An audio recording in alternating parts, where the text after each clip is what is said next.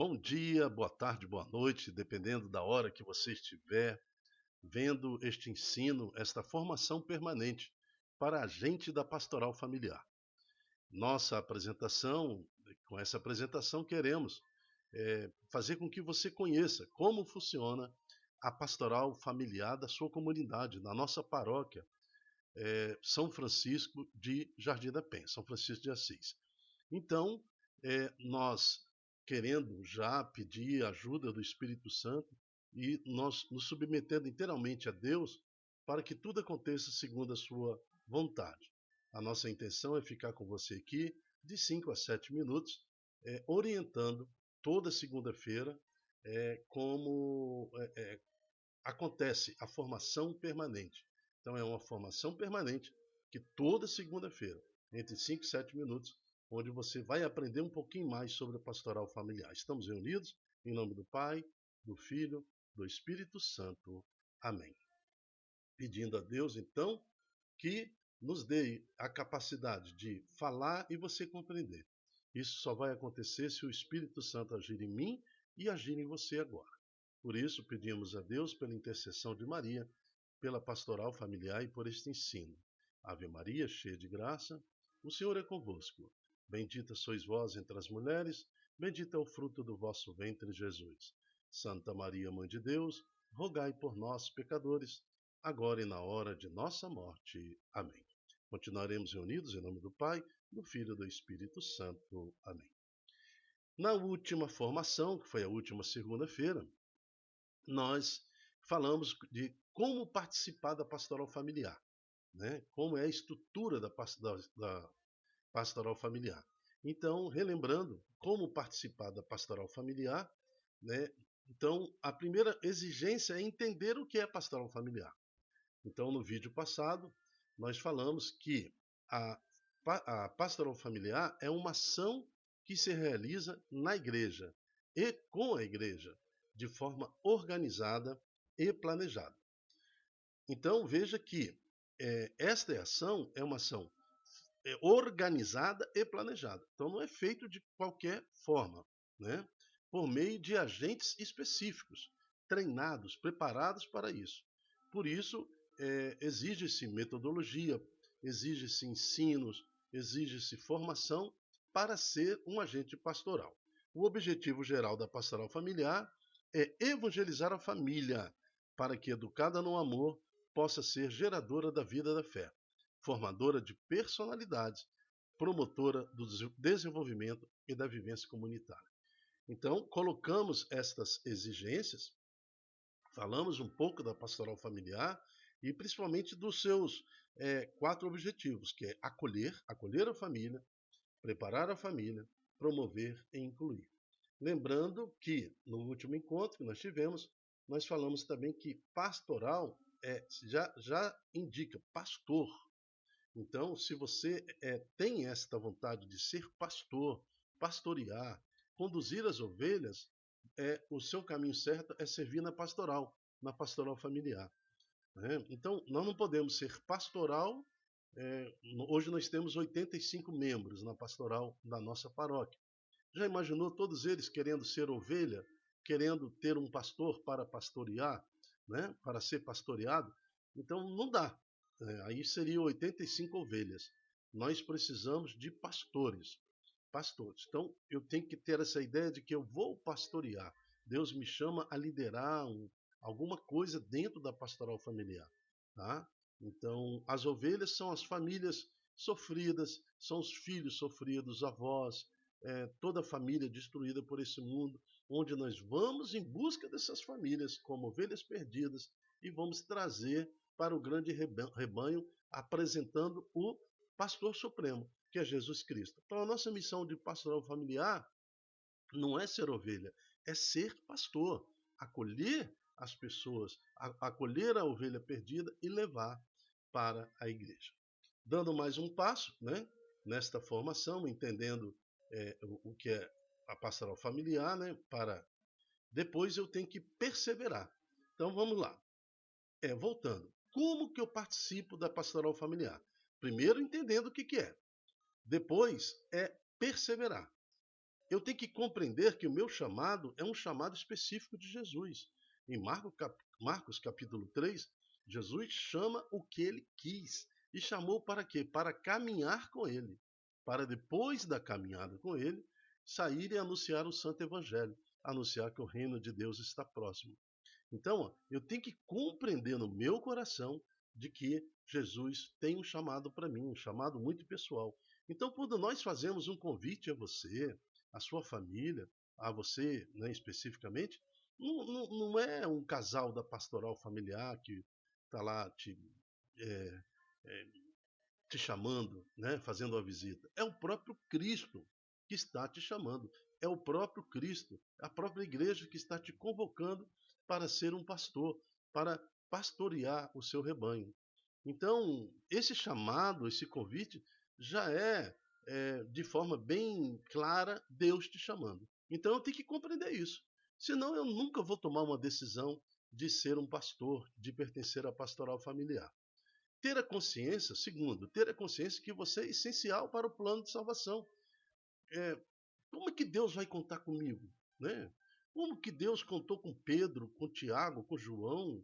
Né? Com, como que ele contou com aqueles apóstolos que nem letra tinham, não sabiam nem escrever?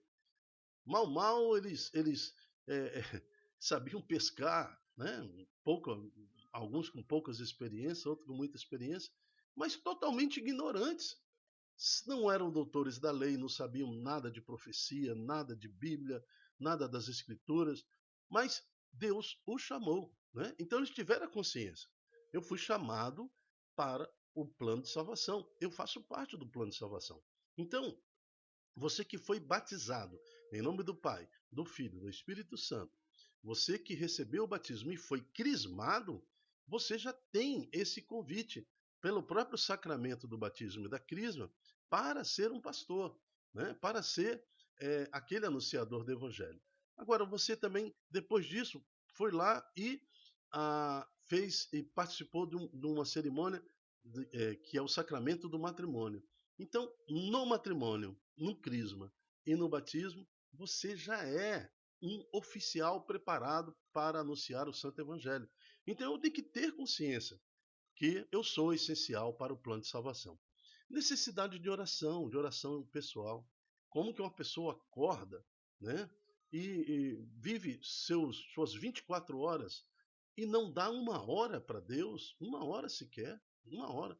Tem que ter esse momento com o Senhor, se reabastecer no Senhor, orar junto, orar na família, né, para que você tenha essa ideia de perseverar no seu chamado. Frequentar os encontros e reuniões. Quando existe lá no nosso grupo de WhatsApp que eu falo assim, convocação, aquilo é uma convocação mesmo. Quando a gente coloca lá o núcleo, coloca convocação, chamando os agentes para uma reunião ou para um encontro, nós esperamos que os 85 agentes de pastoral frequente estejam lá. Na realidade, vai 20, 25, né, 18, 12. Então, assim, é como se eu estivesse desprezando o chamado do Senhor. Não pode.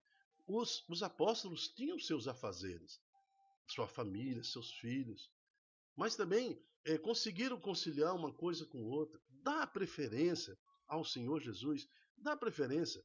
Cuide das coisas de Deus e veja se Deus não vai cuidar da sua família, veja se Deus não vai cuidar da sua empresa, dos seus negócios. Cuide dos meus negócios, diz o Senhor, eu cuidarei dos seus. É isso que o Senhor está falando conosco agora. Né? Então, frequentar os encontros e reuniões é parte essencial de ser um agente da pastoral familiar. Ser testemunho de Jesus onde você andar. Então, quando eu falo assim, ó, eis-me aqui, Senhor, eu quero pertencer à pastoral familiar, é como se um grande holofote fosse aceso em direção a você lá no palco. Você tornou-se o ator principal, o protagonista da peça chamada A Sua Vida.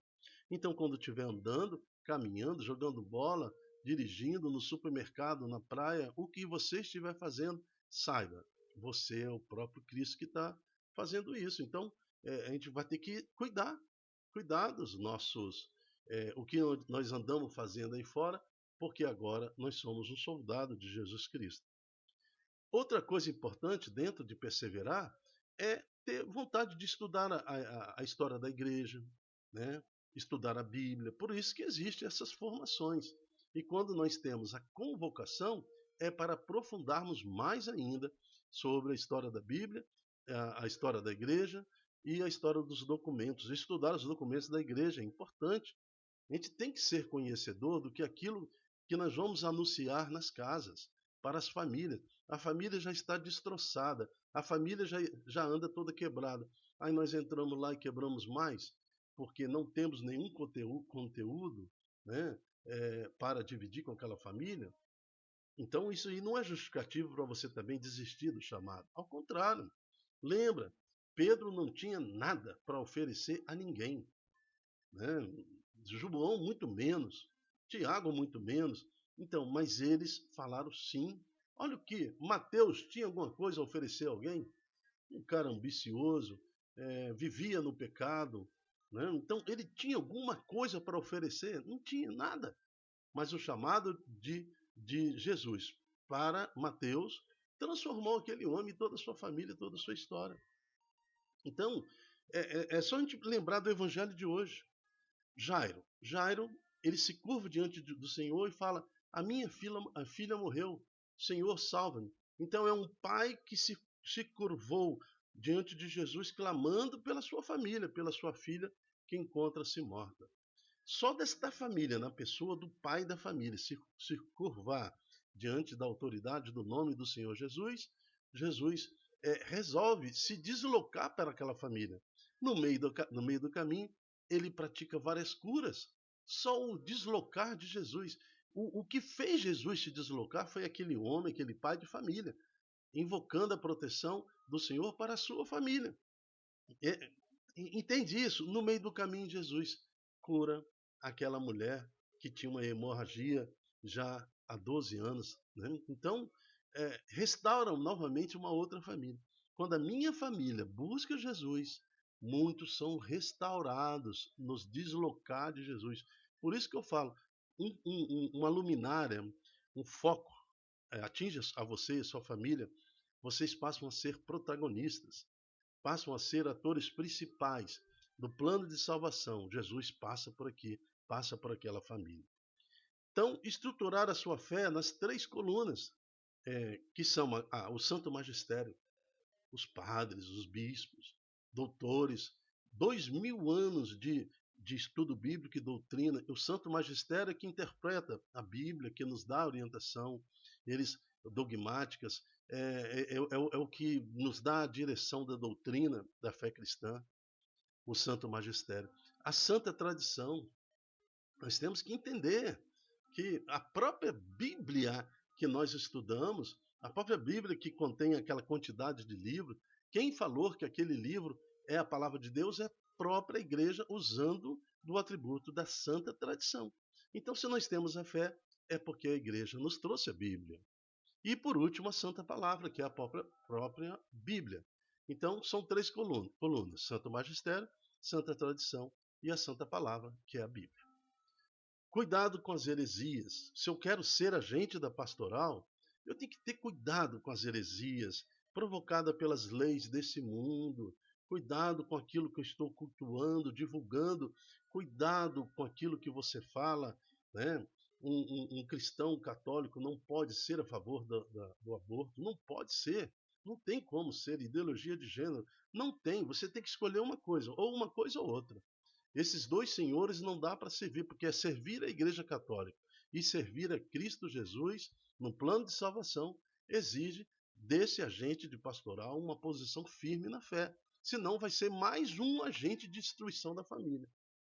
Nós temos que, com muito carinho, muito amor, apresentar Jesus àqueles que sofrem por estas situações. E não ser mais um agente que vai causar danos à família. Volto a dizer, Pedro, o próprio Paulo, né, que depois conhece Jesus, Mateus, não tinham nada a oferecer. Eles só passaram a oferecer alguma coisa para a Santa Igreja, para nós, depois da conversão deles em Jesus Cristo e depois que eles receberam o Espírito Santo. Eu também não tenho nada a oferecer a ninguém, mas em Jesus eu posso oferecer muita coisa. Pelo Espírito Santo eu posso oferecer muito. Então nós temos que cuidar com as nossas, que eu não seja um agente que pratique heresias. Cuidado com as seitas de espiritualidades que se dizem cristãs. Você acaba pertencendo a certas seitas e também se dizendo católico e querendo ser um agente pastoral. Olha aí que complicação. E cuidado com essas associações secretas. Nenhuma associação secreta é permitido na igreja. Se você faz parte de alguma associação secreta, você já está contrariando as leis da Santa Igreja, as leis de Deus. 9 papas se proferiram sobre isso. Não tem como eu ser de uma entidade, uma associação secreta e ser cristão, católico, ministro de Eucaristia, agente pastoral, ou uma coisa ou outra.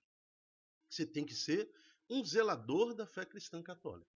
Esse é o convite para ser agente da pastoral. Quando eu falo perseverar, é muitas vezes renunciar certos conceitos, inclusive, que eu tinha humanamente fixado em mim, para ser um agente transformador, um anunciador de Jesus Cristo. Recapitulando, você já entendeu o que é pastoral familiar, para que você saiba como participar da pastoral. Como participar? Primeira coisa, entender o que é pastoral. Falamos na outra segunda-feira. E agora nós falamos sobre perseverar, né? Compreender o seu chamado, ter consciência, necessidade de oração, frequentar encontros, ser testemunho de Jesus, estudar a história da igreja, os documentos, confiar na estrutura das 3 colunas da fé, cuidado com as heresias e seitas e ser um zelador da fé cristã católica. Que Deus te abençoe e que permita agora que, sendo mais conhecedor da pastoral familiar, Deus possa agora te levar a decidir por Jesus Cristo, abandonando na sua vida tudo aquilo que impede você de ser um grande ator protagonista, um grande lutador, um grande personagem no plano de salvação. Jesus está esperando por você pelo seu sim, e que você possa se apresentar também à pastoral familiar para ser esse lutador, mais um pastor para conduzir as ovelhas perdidas até o grande pastor, que é Jesus Cristo. Que Deus te abençoe e te ilumine. E estamos de volta na próxima segunda-feira para continuar o nosso ensino, esta formação permanente que acontece toda segunda-feira. Deus te abençoe e até a próxima, se Deus quiser. Tchau, tchau.